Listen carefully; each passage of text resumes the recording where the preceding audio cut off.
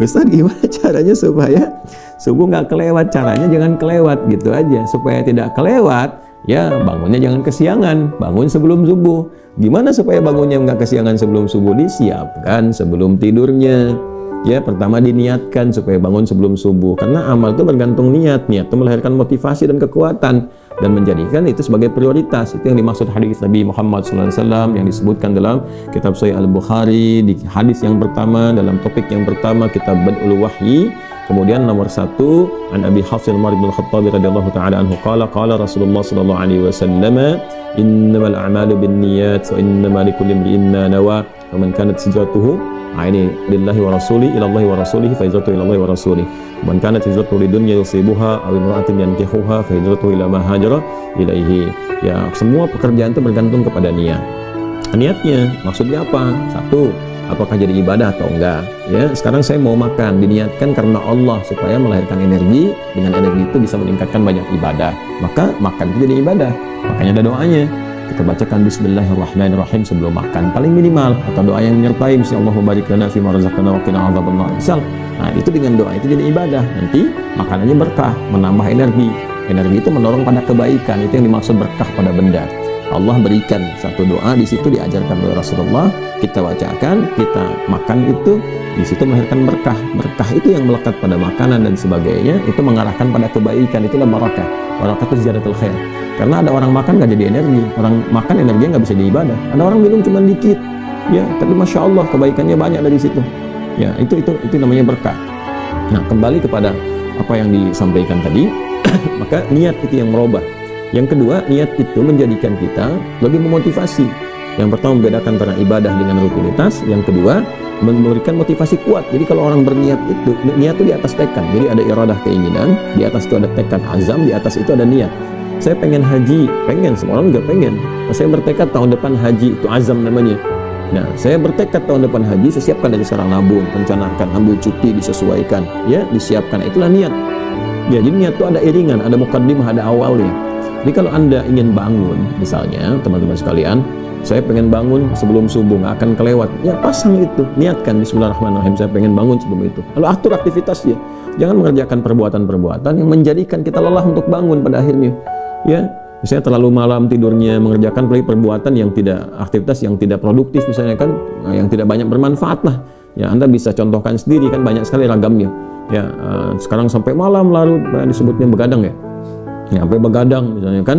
Ya, makanya kan sering diingatkan, begadang jangan begadang kalau tiada artinya. Ya, boleh aja begadang, boleh, begadang boleh saja kalau ada perlunya gitu kan. Nah, itu jadi kalau ada perlu ya nggak apa. Zaman Nabi boleh ada yang begadang, ya, ada yang begadang gitu kan. Bukan zaman sekarang saja. Zaman Nabi begadangnya apa? Begadang tuh hukumnya boleh ya ketika ada beberapa bab. Misalnya pertama bab tentang diskusi memecahkan masalah. Ada, era Nabi ada diskusi ya sampai larut malam gitu kan. Ya ada, tapi yang paling indah adalah mereka bisa memetakan dan dengan niat yang kuat itu masih bisa bangun sebelum subuh, masih bisa tahajud bahkan gitu kan. Yang kedua adalah bab tentang suami istri. Ya, yang berdiskusi ya atau melakukan aktivitas tertentu misalnya diskusi tentang keluarga, tentang macam-macam, atau dia keluar misalnya berangkat nyari ke kafe, ke macam-macam malam-malam ya untuk bisa mencerahkan keadaan dirinya baik untuk diskusi ataupun untuk yang lain, bukan dengan hal yang dibenarkan, yang dihalalkan, yang benar, bukan ke tempat-tempat maksiat. Ya, suami istri begadang datangnya ke diskotik ya itu salah, itu nggak benar gitu kan. Ke tempat-tempat yang dibenarkan, yang memberikan satu pencerahan atau inspirasi kebaikan. Ya, siru fil ardi, silakan jalan-jalan di malam hari. Bisa melihat dunia malam dengan dunia siang kan berbeda keadaannya. Tapi bukan dunia malam jangan diartikan hiburan, bukan ke situ arahnya. Ya, itu untuk bisa mencari inspirasi yang mendekatkan diri kepada Allah. Lihat langit ke atas, lihat bulan, menikmati pemandangan. Ya, lihat keluar betapa banyak orang-orang yang mungkin masih kesulitan, nggak ada rumah dia, mencari-cari tempat tidur. Ada yang tidur di pinggiran masjid, ada yang tidur misalnya di dekat trotoar dan sebagainya. Berpikir, alhamdulillah Allah berikan kenikmatan yang belum tentu ada di posisi demikian. Lalu bagaimana dengan nikmat yang Allah lebihkan untuk berbagi dengan mereka? Itu maksudnya, ya kan? Nah, itu kurang lebih teman-teman sekalian gambarannya. Jadi diniatkan. Setelah itu apa? Niat tadi itu ada usaha, pasang alarm. Ya, kalau sekarang subuhnya misalnya jam 4:09, taruhlah 9 misalnya kan, Anda setel kalau perlu di 3 kali tuh. Jam 3:04, setengah 4. Ya, nanti alarm pertama untuk mematikan alarm kedua. karena biasanya ngantuk tuh. Kalau udah masih ngantuk tuh kan apa sih bahasa Jermannya tuh, nundutan ya. Masih nundutan tuh. Ya masih begini-begini tuh, ndut ya kan. Maka orang Sunda menyebutnya nundutan karena ndut begini tuh, maju-maju tuh. Ya, Anda pasang alarm jam 3, nanti pasang lagi 3/4 kan. Jadi alarm pertama untuk mematikan alarm kedua kan. Alarm kedua untuk siap-siap alarm ketiga, kan masih sadar tuh. Alarm ketiga sudah mulai sadar 3:30 kan. Nah, di situ udah mulai siap-siap dan sebagainya. Nanti kalau sudah jadi ritme, metabolisme tubuh kita akan menyesuaikan. Itu otomatis bangun sendiri, nggak pakai alarm lagi. Saya dulu saking nggak punyanya, waktu saya pesantren, saya nggak bisa beli alarm.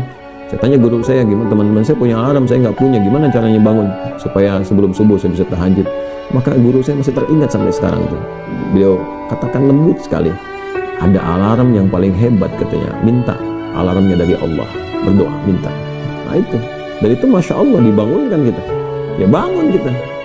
Kadang Masya Allah minta, ya Allah saya pengen bangun jam 3, dari 2:30 bisa bangun itu, tiba-tiba bangun tuh kan, ya tiba-tiba bermimpi sesuatu yang membuat kita bangun, dengar suara yang membuat kita bangun. Pada hakikatnya itu petunjuk Allah Subhanahu wa Ta'ala. Baik.